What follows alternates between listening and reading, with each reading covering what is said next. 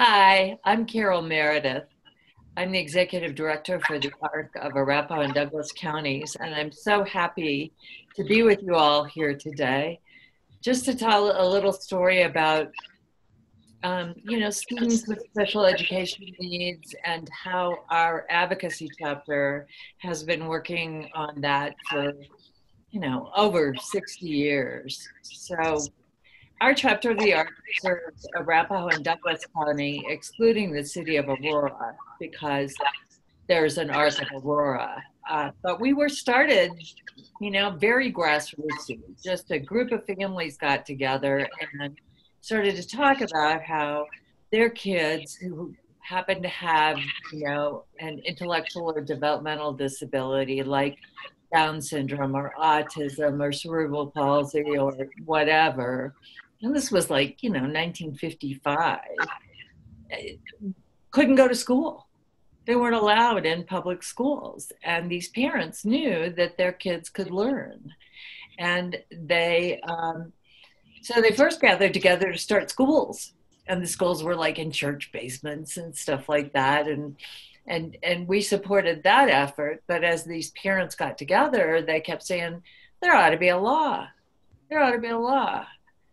Because our kids are just like everybody else's kids, and our kids belong in school just like everybody else. And so Colorado passed the Exceptional Children's Act early on, actually, due to the work of these parents. And then the federal law, the Individuals with Disabilities Education Act, came very soon right after that.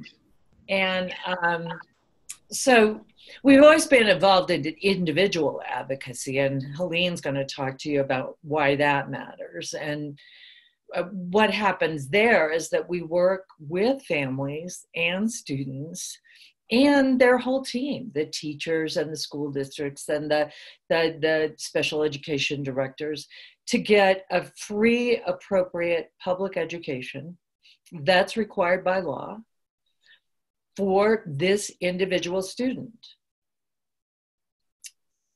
And we love doing it. And we've had one of our staff members has been with us over 38 years, something like that.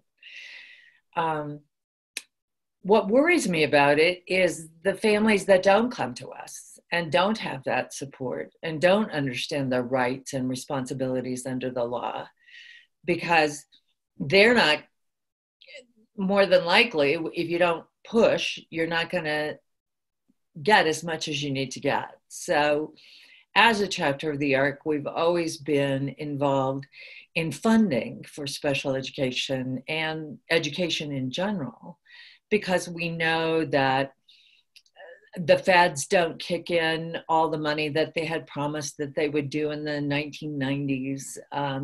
And the state doesn't kick in as much as they said they wanted to do.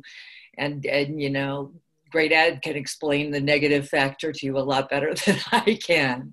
But we worry about those students and their families, and wish we could be there for every single one of them. But